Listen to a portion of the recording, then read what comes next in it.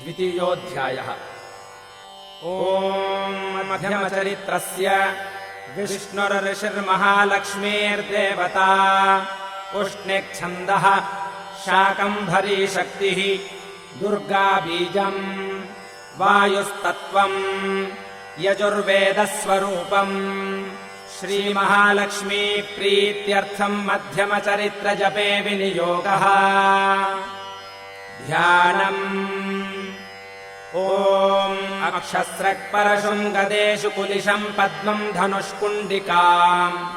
दण्डम् शक्तिमसिम् च चर्मजलजम् घण्टाम् सुराभाजनम् शूलम् पाशसुदर्शने च दधतीम् हस्तैः प्रसन्नाननाम् सेवे सैरिभमर्दिनीमिह महालक्ष्मीम् सरोजस्थिताम्। ॐ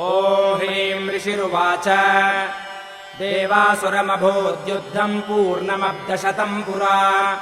महिषे सुराणामधिपे देवानाम् च पुरन्दरे तत्रासुरैर्महावीर्यैर्देवसैन्यम् पराजितम् जित्वा च सकलान् देवानिन्द्रो भोन्महिषासुरः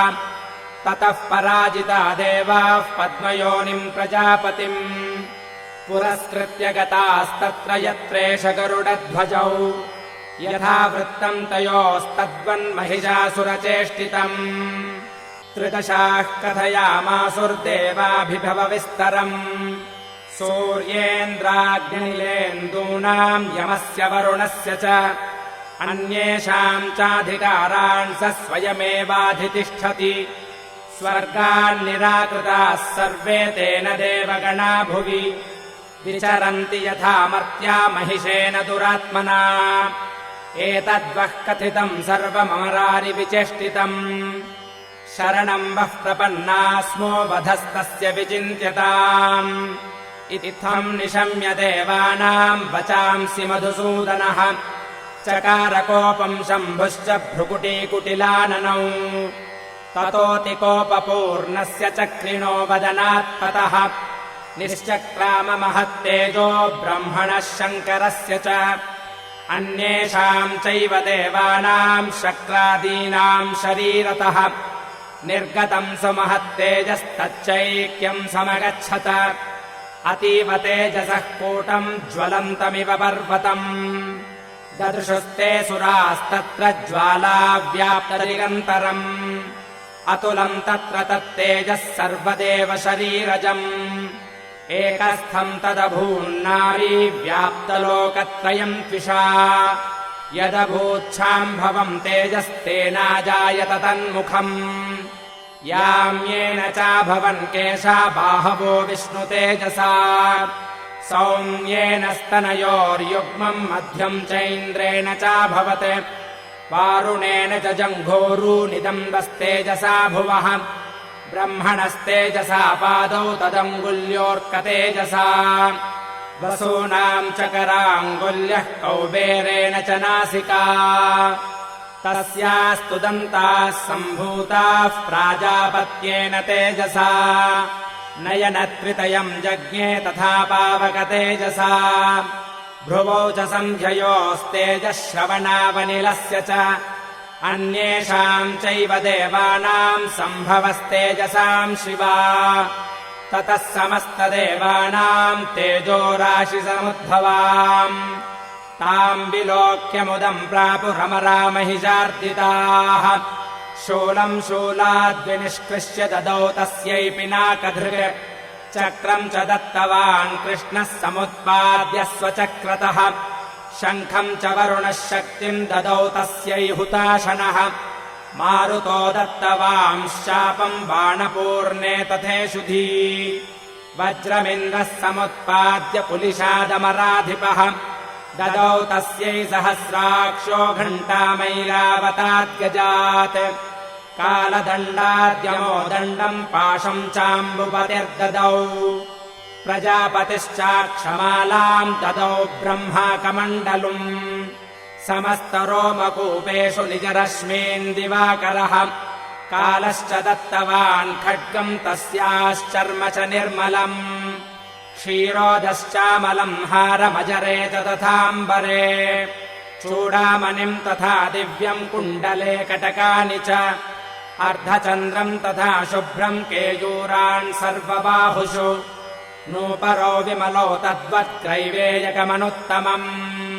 अङ्गुलीयकरत्नानि समस्तास्वङ्गुलीषु च विश्वकर्मा ददौ तस्यै परशुम् चाति निर्मलम्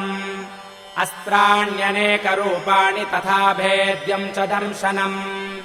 अम्लानपङ्कजाम् मालाम् शिरस्युरसि चापराम् अददज्जलधिस्तस्यै पङ्कजम् चातिशोभनम् हिमवान् वाहनम् सिंहम् रत्नानि विविधानि च ददावशून्यम् सुरया पानपात्रम् धनाधिपः शेषश्च सर्वनागेशो महामणिविभूषितम् नागहारम् ददौ तस्यै धत्ते यः पृथिवीमिमाम् अन्यैरपि सुरैर्देवी भूषणैरायुधैस्तथा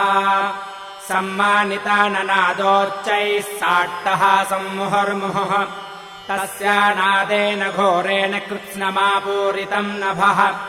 अमायताति महता प्रतिशब्दो महानभूत् चक्षुभः सकलालोकाः समुद्राश्च च कम्पिरे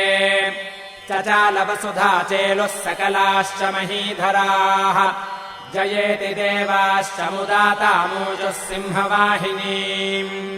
तुष्टुवर्मुनयश्चैनाम् भक्तिनम्रात्ममूर्तयः दृष्ट्वा समस्तम् संक्षुब्धम् त्रैलोक्यममरारयः सन्नद्धाखिलसैन्यास्ते समुत्तस्थुरुदायुधाः आः किमेतदिति क्रोधादाभाष्यमहिषासुरः अभ्यधावत तम् शब्दमशेषैरसुरैर्वृतः स ददर्श ततो देवीम् व्याप्तलोकत्रयाम् त्विषा पादाक्रान्त्या नतभुवम् किरीटोल्लिखिताम्बराम् क्षोभिताशेषपातालाम् धनुर्ज्यानि स्वनेन ताम् दिशो भुजसहस्रेण समन्ताद्व्याप्य संस्थिताम् ततः प्रवृते युद्धम् तया देव्यासुरद्विषाम् शस्त्रास्त्रैर्बहुधा मुक्तैरादीपितदिगन्तरम् महिषासुरसेनानीश्चिक्षुराख्यो महासुरः युयुधे चामरश्चान्यैश्चतुरङ्गबलान्वितः रथानामयुतैः षड्भिरुदग्राख्यो महासुरः अयुध्यतायुतानाम् च सहस्रेण महाहनुः 50 नियुतैरसिलो महासुरः अयुतानाम् शतैः षड्भिर्बाष्कलो युयुधे रणे गजवाजिसहस्रौघैरनेकैः परिवारितः वृतो रथानाम् कोट्या च युद्धे तस्मिन्नयुध्यत बिडालाख्यो युतानाम् च 50 युयुधे संयुगे तत्र रथानाम् परिवारितः अन्ये च तत्रायुतशो रथनागहयैर्वृताः युयुधुः संयुगे देव्या सह तत्र महासुराः कोटिकोटिसहस्रैस्तु रथानाम् दन्तिनाम् तथा हयानाम् च वृतो युद्धे तत्राभून्महिषासुरः तोमरैर्भिन्दिपालैश्च शक्तिभिर्मुसलैस्तथा युयुधुः संयुगे देव्या खड्गैः परशुपट्टिशैः केचिच्च चिक्षुपुः शक्तिः केचित्पाशांस्तथा परे देवीम् खड्गप्रहारैस्तु ते ताम् हन्तुम् प्रचक्रमुः सापि देवी ततस्तानि शस्त्राण्यस्त्राणि चण्डिका लीलयैव प्रचिच्छेदनिजशस्त्रास्त्रवर्षिणी अनायस्तानना देवी स्तूयमानासुरर्षिभिः मुमोचासुरदेहेषु शस्त्राण्यस्त्राणि चेश्वरी सोऽपि क्रुद्धो धृतसटो देव्यावाहनकेशरी चचारासुरसैन्येषु वनेष्विव हुताशनः निःश्वासान्मुमुचेयांश युध्यमानारणेऽम्बिका त एव सद्यः सम्भूता गणाः शतसहस्रशः युयुधुस्ते परशुभिर्भिन्दिपालासि पट्टिशैः नाशयन्तोऽसुरगणान् देवी शक्त्युपबृंहिताः अवादयन्त पटहान् गणाः शङ्खांस्तथा परे मृदङ्गांश्च तथैवान्ये तस्मिन् युद्धमहोत्सवे ततो देवी त्रिशूलेन गदया शक्तिवृष्टिभिः खड्गादिभिश्च शतशो निजघान महासुरान् पातयामास चैवान्यान् घण्टास्वन विमोहितान् असुरान् भुवि पाशेन बद्ध्वा चान्यानकर्षयत् केचिद्विधा कृतास्तीक्ष्णे खड्गपातैस्तथा परे द्विपोथितानि पातेन गदया भुवि शेरते वेमुश्च केचिद्रुधिरम् मुसलेन भृशम् हताः केचिन्निपतिता भूमौ भिन्नाः शूलेन वक्षसि निरन्तराः शरोघेन कृताः केचिद्रणाजिरे श्येनानुकारिणः प्राणान् मुमुचस्त्रिदशार्दनाः केषाञ्चिद्बाहवश्छिन्नाश्छिन्नग्रीवास्तथा परे शिरांसि पेतुरन्येषामन्ये मध्ये विदारिताः विच्छिन्नजङ्घास्त्वपरे पेतुरुर्व्याम् महासुराः एकबाह्वक्षिचरणाः केचिद्देव्याद्विधा कृताः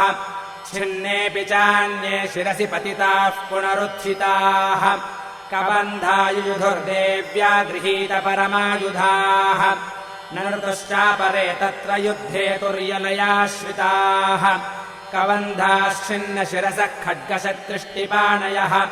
तिष्ठ तिष्ठेति भाषन्तो देवी मन्ये महासुराः पातितैरथनागाश्वैरसुरैश्च वसुन्धरा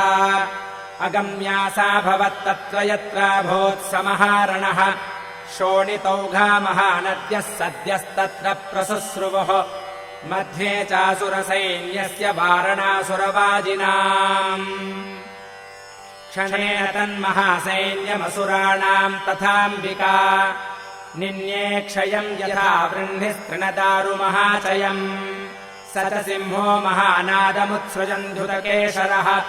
शरीरेभ्यो मरारीणामुसूनिव विचिन्वति देव्या गणैश्च तैस्तत्र कृतम् युद्धम् महासुरैः यथैषाम् ततुषुर्देवाः पुष्पवृष्टिमुचो दिवि ॐ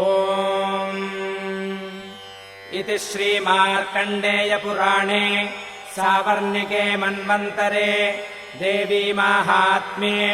महिषासुरसैन्यवधो नाम 2. अध्यायः।